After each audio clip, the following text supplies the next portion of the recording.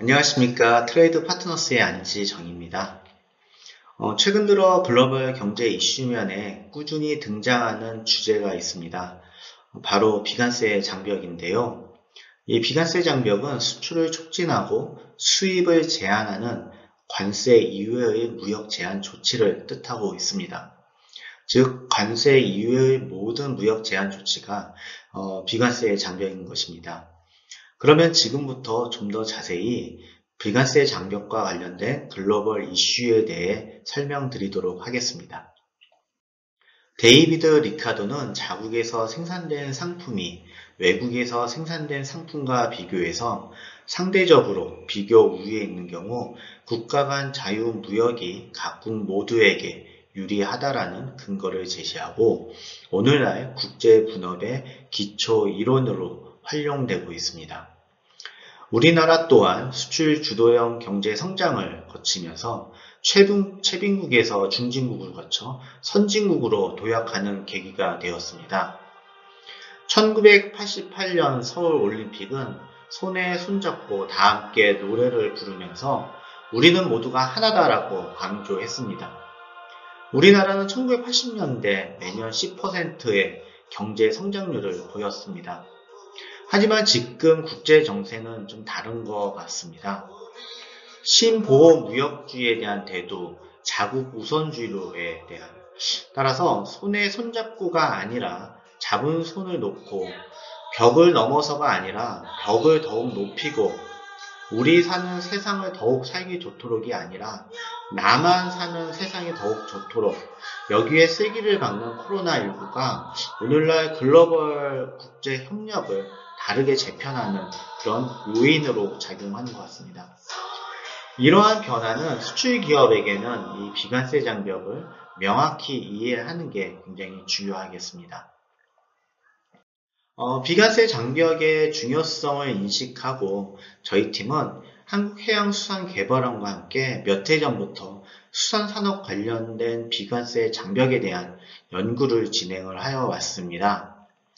지금 보시는 자료 화면과 같이 1년 6개월간 275건의 데이터를 분석해보니 4가지 유형의 특징을 발견할 수 있었습니다. 국제 기준과 부합하지 않는 어떤 과도한 기준 제시, 발표된 규제 또는 인증 절차에 대한 정보가 명확하게 제시되지 않은 경우, 규제 발표와 시행 사이가 매우 짧거나 또는 사전에 정보 공개 없이 갑자기 시행하는 경우, 그리고 전염성이나 안전사고의 이유로 통관 검역을 강화하는 등의 유형이 있는 것을 좀 발견할 수 있었습니다. 수출기업 입장에서는 엄청난 수출 장벽으로 작용할 수밖에 없는 것 같습니다. 그러면 간단하게 수출 장벽에 대해 살펴보겠습니다. 자국 산업에 대한 보호, 환경 보호 등 다양한 이유로 오늘날 국제사회는 보호무역 정책을 펼치고 있습니다. 보호무역의 대표적인 방법으로 관세 장벽과 비관세 장벽이 있습니다.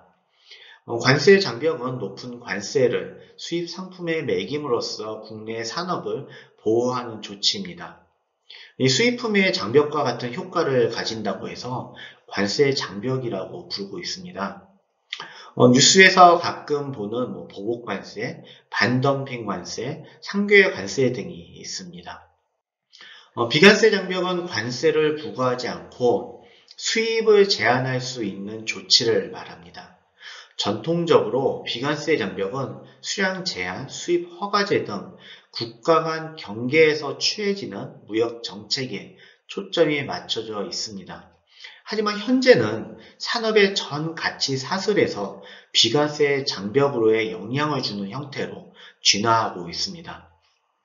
특히 무역기술 장벽이라는 방법을 통해 사용하고 있는데요. 무역기술 장벽이란 무역 상대국 간에 서로 상이한 기술 규정, 표준 및 적합성에 대한 평가 절차 등을 적용해서 상품의 자유로운 이동을 저해시킴으로써 수출 장애 요인을 의미하고 있습니다. 이전까지는 수출 장벽이라고 하면은 수출국에서 수입국 국경을 넘어갈 때 작용했습니다. 그래서 수출 단계에서는 관세사 또는 무역 상사와 같은 수출 전문 기관을 활용함으로써 수출기업 입장에서는 중요하지 않게 생각을 하였습니다. 오히려 마케팅이나 바이어 발굴에 역량을 집중한 경향이 없잖아 있습니다. 지금 보시는 수산식품 가치 사슬을 보시면요. 생산 요소에서부터 소비까지 전 과정에 걸쳐서 수출 시 요구되는 규제 내용들이 있다는 것을 알 수가 있습니다.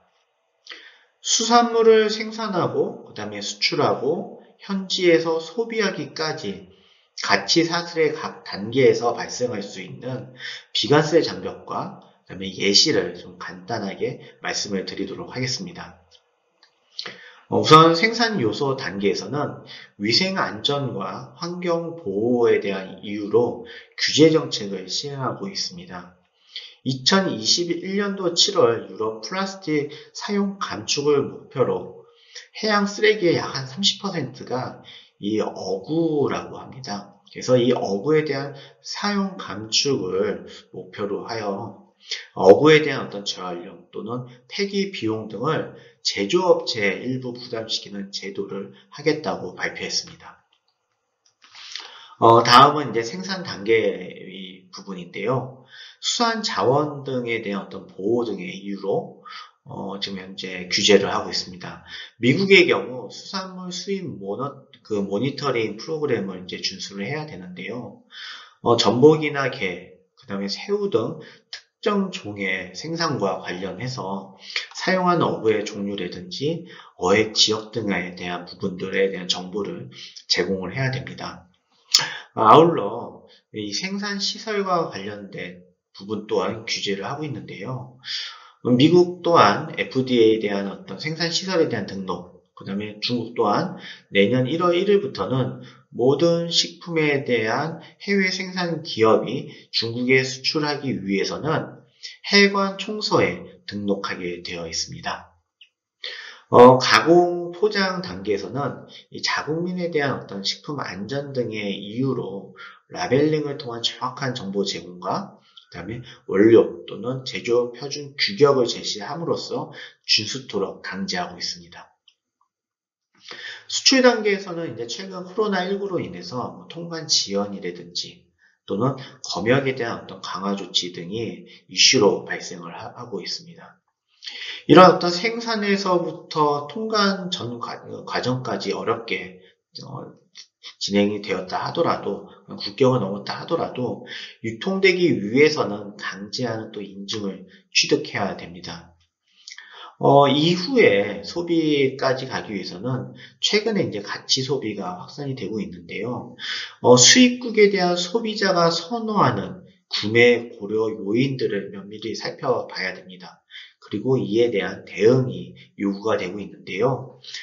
예를 들어 소비자가 수산 자원에 대한 보호에 관심이 많다라고 하면은 별도의 MSC 인증 등과 같은 어떤 그런 인증들을 이제 획득해야 되는 요구 사항들이 있을 수 있는 것 같습니다. 이렇듯 비관세 장벽이 수출 단계가 아닌 산업 전 과정에서 발생한다는 것이 최근에 보여지는 가장 큰 이슈 중에 하나인 것 같습니다. 작년 세계무역기구 회원국은 역대 가장 많은 약 300여 건의 무역기술장벽 통보문을 발행했습니다. 앞서 말씀드렸듯이 무역기술 장벽은 국가 간 서로 다른 어떤 기술 규정이라든지 표준 또는 적합성에 대한 평가 등을 적용해서 상품의 자유로운 이동을 저해하고 무역을 방해하는 어떤 기술적 장애 요소를 뜻하고 있는데요. 무역기술 장벽 통보문은 세계무역기구 회원국들이 무역에 상당한 영향을 초래할 것이라고 예상되는 경우에 타 회원국들이 의견을 제시할 수 있도록 세계무역기구에 반드시 통보하게 되어 있습니다. 세계무역기구 출범 이후에 2020년도까지 이 무역기술장벽 통보문에 대한 발행 건수가 지금 보시는 것 같이 매년 증가하는 것을 볼 수 있습니다. 참고로 올해 1분기에도 역대 최대치를 기록했습니다. 지금 보시는 빨간색 점선 박스를 한번 살펴보시면요. 굉장히 급격하게 상승한 걸 볼 수가 있습니다. 1997년이면 외환위기 시기고요. 2008년이면은 서브프라임 모기지 사태가 이제 발생한 시기고요. 그리고 2017년도면 트럼프 행정부가 들어온 시기입니다. 자국 우선주의 정책을 굉장히 강조했던 시기인데요. 이런 어떤 그런 국가의 어떤 경제적 위기 사태나 이런 부분에 있어서 이 무역기술 장벽의 통보문은 자국 산업을 보호하기 위해 사용했다는 것을 이 그래프를 통해서 좀 알 수가 있고요. 특히 코로나가 장기화가 되면서 이 무역기술 장벽 통보문은 더욱더 증가할 것으로 지금 예측되고 있습니다. 최근 3년간 분야별 신규 통보문 건수를 살펴보면 식의약품에 대한 비중이 전체 약 40%를 차지하는 것을 볼 수 있습니다. 코로나 여파로 건강과 그다음 보건 분야에 대한 관심이 증대한 것에 기인한 것으로 지금 보여지고 있습니다. 수산식품 산업 경우에도 타 산업에 비해 무역기술 장벽에 대한 적용 범위가 굉장히 넓다라는 것을 또 의미한다라고도 볼 수 있는 것 같습니다. 1995년부터 2020년도까지 경제개발 수준별로 이 통보문 건수를 비교해 보면은 2000년대 들어 개도국에 대한 어떤 증가가 매우 가파르게 높아진 것을 볼 수 있습니다. 그리고 2017년도 이후 저개발 국가에 대한 발행 건수가 선진국을 앞선 것으로 지금 현재 조사되고 있는데요. 최근 5년을 기준으로 보았을 때 개도국가, 저개발 국가에서 보호무역의 수단으로 적극적으로 사용하고 있다는 것을 알 수 있는 것 같습니다. 흥미로운 점은 이 무역기술장벽 통보문의 내용을 살펴보면 좀 알 수가 있는데요. 이 선진국과 개도국에 굉장히 큰 차이점을 보이고 있습니다. 선진국은 높은 수준의 기술을 바탕으로 국제표준 확대에 주력했다라고 하면은 개도국은 자국 산업의 보호를 목적으로 국제표준하고는 상이한 기술 규정을 운영을 목적으로 하고 있다는 것을 알 수가 있습니다. 지금부터는 이전까지 보여지지 않았던 새롭게 부상하고 있는 비관세 장벽에 대해 좀 말씀을 드리겠습니다. 첫 번째는 ESG입니다. ESG는 Environment, Social Governance, 머리 글자를 딴 것으로 기업 활동에 있어서의 어떤 친환경이라든지 또는 사회적 책임에 대한 어떤 경영, 지배 구조 개선 등을 통해서 이 경영에 대한 어떤 투명성을 고려를 하고요.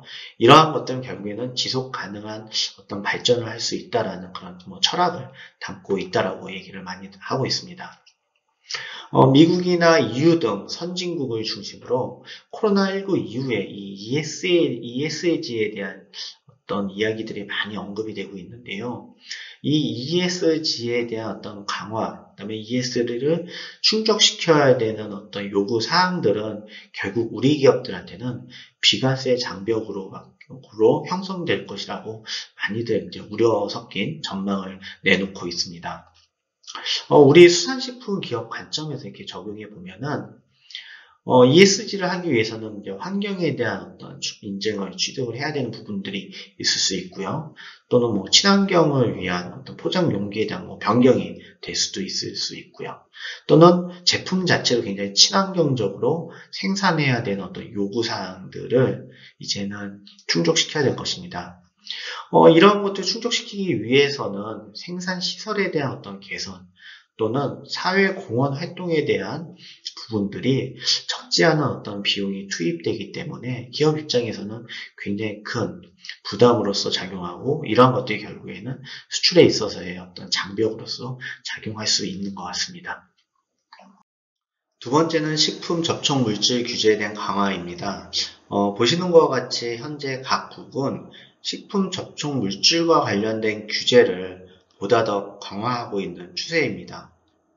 이러한 부분들은 이제 산업계에서는 굉장히 새로운 무역 장벽이라고 많이들 우려를 하고 있는데요. 이 식품에 접촉하는 물질까지 규제 대상이기 때문에 별도의 비용이 추가적으로 발생하기 때문입니다. 참고로 식품 접촉 물질이란 식품과 접촉하게 되는 모든 물질을 말을 합니다. 예를 들어서 식품에 대한 어떤 운반 용기라든지, 또는 식품을 가공하기 위한 기기, 그 다음에 이제 포장, 그리고 식기류 등이 포함되는 것을 좀 알 수가 있습니다.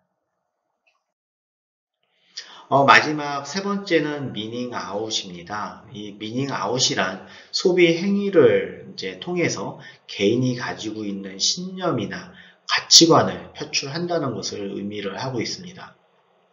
소비의 기준을 제품의 가성비가 아닌 의미에 두는 것인데요. 지금 보시는 열대우림과 야생 동식물을 보호한다는 데 기여했다는 것을 인증하는 레인 포레스트 얼라이언스 로고를 사용하는 커피 매장이 많이 주변에 생긴 것을 좀 보실 수가 있습니다. 커피 한 잔을 마셔도 의미와 가치를 따지는 미닝아웃 시대에 기업들이 더 많은 관심과 노력이 요구가 되는 것 같습니다. 수산식품 같은 경우에도 해양 포유류 보호 인증을 취득한 제품이 이전에 비해서 판매가 많이 증가했다는 사례들도 보여지고 있는데요. 아마 같은 맥을 가지고 있는 것 같습니다. 더욱이 패데믹과 함께 기후변화에 대한 어떤 심각성이 최근에 이슈가 되면서 업사이클링, 저탄소 제품 등 환경보호의 가치를 둔 소비가 확대가 되면서 이 미닝아웃에 대한 소비는 더욱 확대될 것으로 전망되고, 이에 따른 기업들은 더 많은 대응과 준비가 요구가 되는 것 같습니다.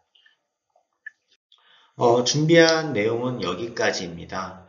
아무쪼록 본 세미나를 통해서 해외 시장 개척에 조금이나마 성과로 이어졌으면 합니다. 마지막으로 오늘 행사를 준비해 주신 한국해양수산개발원과 참석해 주신 모든 분들께 진심으로 감사를 드리면서 가정과 직장에 늘 행복과 건강이 함께 하시길 바랍니다. 네, 감사합니다.